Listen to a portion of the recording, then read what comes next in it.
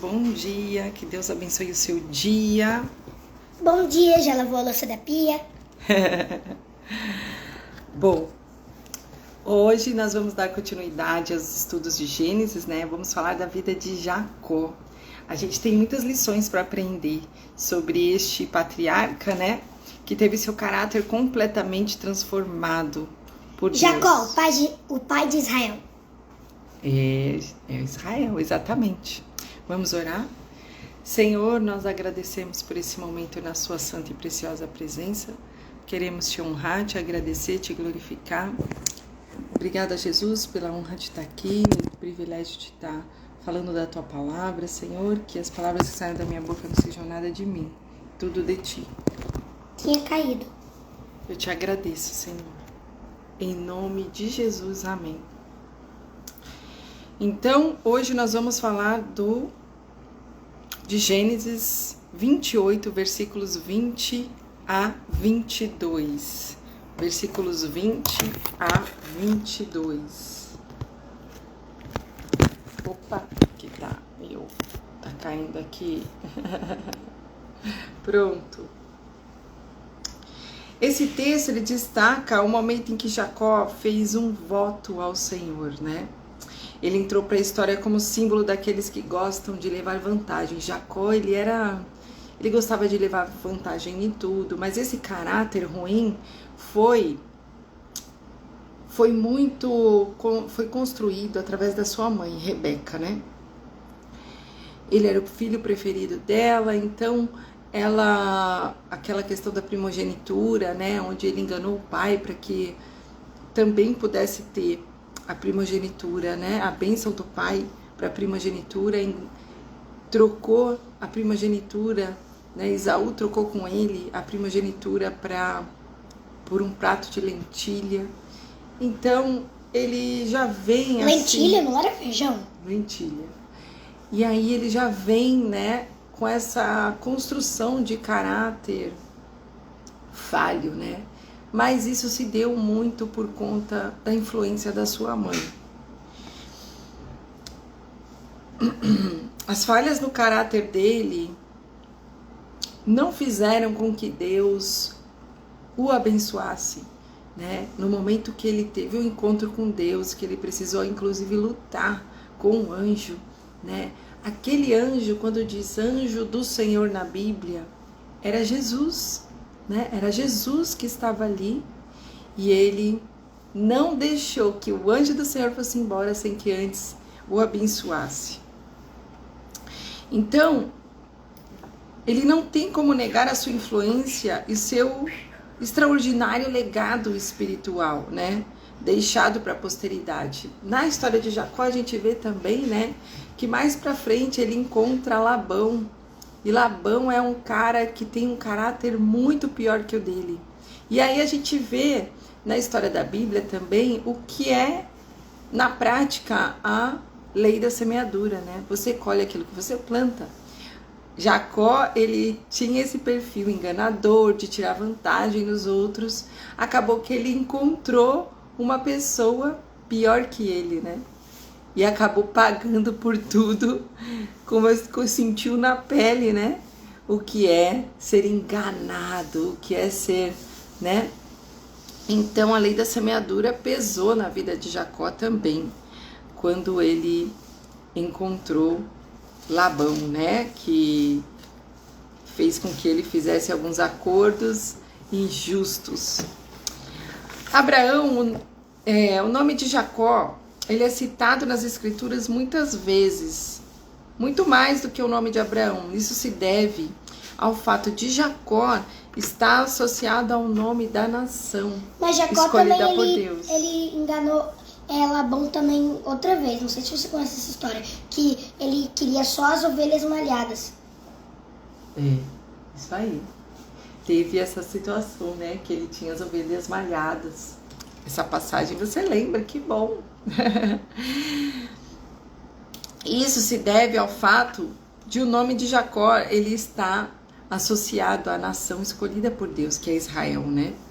E esse foi o novo nome dado pelo Senhor a Jacó, no momento que ele lutou com o anjo o anjo do Senhor, que era o próprio Jesus ali, né?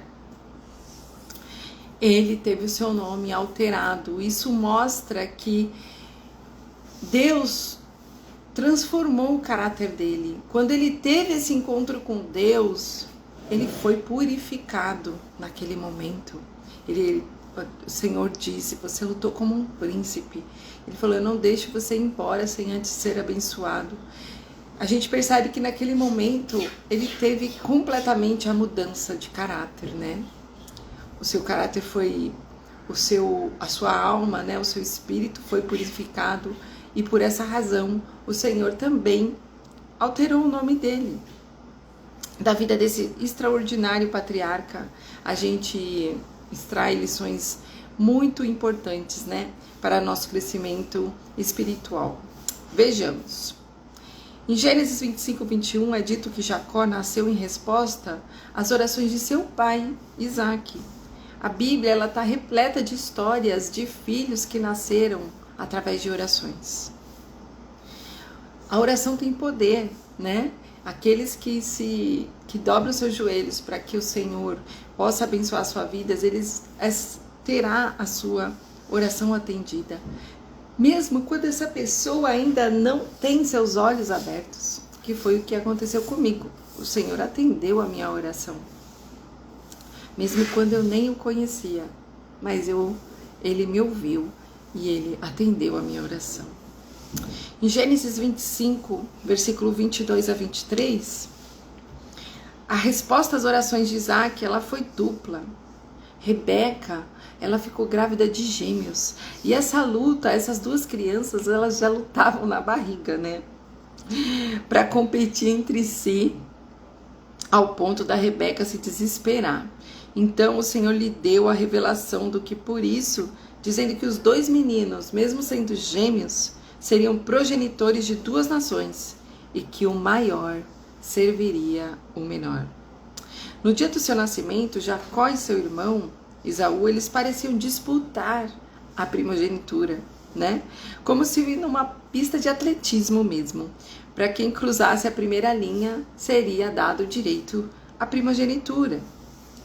Só que Esaú foi declarado, né, o primogênito pela parteira, apesar do Jacó ter nascido agarrado ao calcanhar do irmão. Que história, né, gente? Jacó, ele não se deu por vencido, e aí que começou toda essa história, né? Na primeira oportunidade, ele conseguiu se apropriar do direito da primogenitura, né? Que foi concedida por seu irmão mesmo mais velho, por causa de um prato de lentilha. O nome Jacó significa suplantador, enganador. E os relatos bíblicos, eles dizem, né, que Jacó fez jus ao significado do seu nome, pois enganou algumas pessoas e tirou vantagens delas, mas logo à frente, né, ele enganou seu irmão Esaú, ele enganou seu pai Isaac e o seu tio e sogro Labão. Jacó, ele logrou a Labão, o arameu, não lhe dando saber que fugia. E olha que enganar Labão, que era um cara, né, difícil, não era brincadeira. Mas Jacó ele gostava de enganar as pessoas. Ele era um mestre de enganar as pessoas. Só que ele encontrou um pior que ele, que era Labão, que seria o mestre dos mestres, né, do engano. Labão já havia enganado seu sobrinho cerca de 10 vezes. Ele pagou, né? Ele colheu o que ele plantou. Mesmo cheio de falhas e defeitos de caráter, a graça divina, o Senhor Jesus, Deus o Todo-Poderoso, nunca abandonou, mesmo ele tendo falhas de caráter.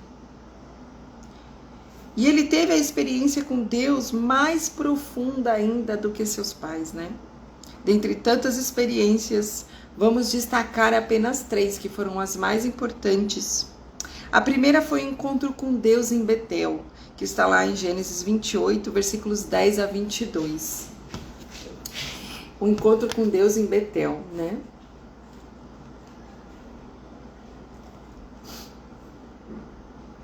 A segunda foi o dramático encontro com Deus, né? no val de Jaboque. E a terceira foi o encontro com Deus ao retornar de Harã. Em Gênesis 32, versículo 24, a palavra de Deus afirma que ficou ele só e lutou com ele um varão até que a alva subia. Essa experiência de Jacó com Deus no val de Jaboque foi o divisor de águas da sua vida. O val de Jaboque passou a ser a linha divisória, né, do antes e depois na vida de Jacó. Essa experiência deixou marcas físicas e espirituais em Jacó. Jacó ele estava acostumado a levar vantagem sobre todos. Mas pela primeira vez que ocorreu nessa narrativa de Gênesis, Jacó havia sido incapaz de derrotar um oponente. Entretanto, mesmo tendo a articulação de seu quadril deslocada por um ser misterioso que ali dizia, né, o anjo do Senhor, Jacó ele se recusou a soltá-lo até receber uma bênção. Ele ainda saiu vitorioso da luta quando o próprio Deus admitiu a sua vitória, dizendo: já não se chamará mais o teu nome Jacó, mas Israel, pois como um príncipe lutaste com Deus e com os homens e prevaleceste. Dali em diante, a história de Jacó foi completamente transformada.